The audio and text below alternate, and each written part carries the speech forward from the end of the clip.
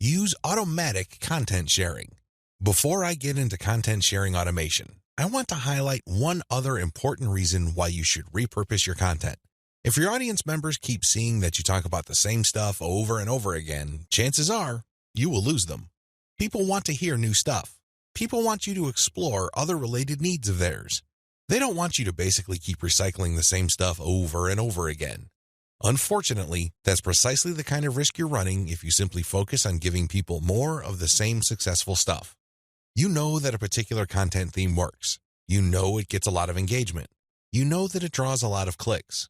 It's perfectly natural for you to want to keep recycling that same theme. Don't do it. Focus on the very best way to present that theme and stick with it. Just do it a few times, but focus more on repurposing. This way, when people get into contact with your content, they can see that you are talking about something that appeals to them, but in different formats. They are more likely to pay attention. They're more likely to click through. They're more likely to share. Keep this in mind when it comes to repurposing. Don't think that Video 11 is completely optional. It isn't. You want your social media feeds to consist of highly successful content as much as possible.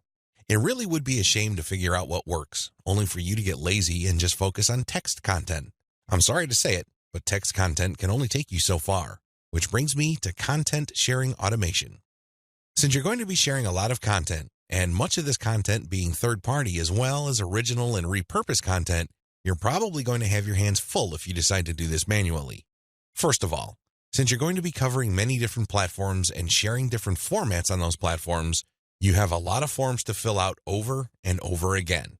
Sure, you may have created an account, one for each of those platforms, but submitting to those places requires you to fill in forms. Posting on Facebook involves form filling. Now, if you really don't have that much content to share, this should be barely manageable. But if you're looking to maximize your visibility by publishing on your social media accounts several times a day, you need to automate. Unfortunately, simply plugging in information into content publishing tools is not going to do you much good. You have to know when to publish.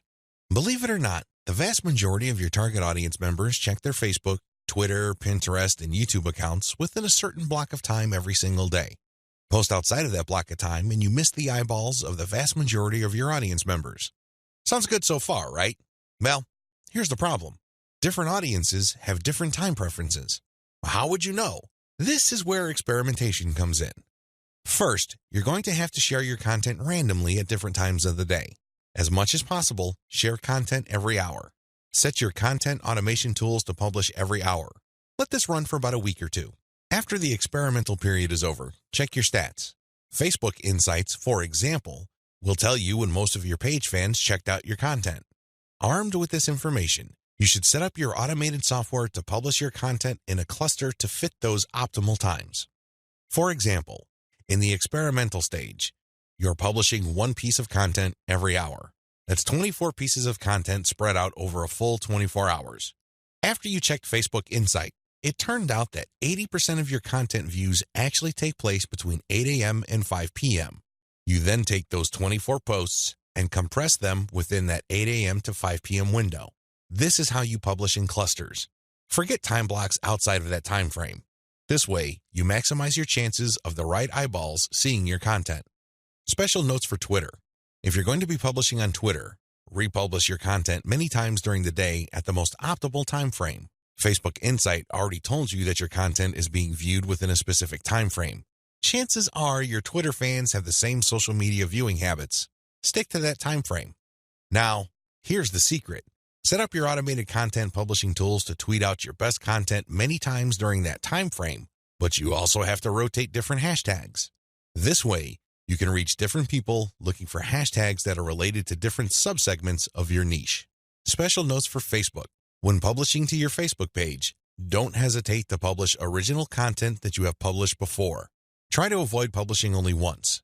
Instead, you should sandwich or schedule this republished successful content in between high-quality, curated content. This way, people get more exposure to your best content. Once they click through, you get yet another chance to recruit them to your mailing list. Remember, when you share high-quality third-party content, you're not getting the traffic. You're building credibility, but you're not getting potential list members to your squeeze page. That's just not happening. When you share your own original content, you get a chance to recruit them to your squeeze page. Keep this distinction in mind. This is the reason why you should republish your most successful content by interspersing it with top-rated, curated content.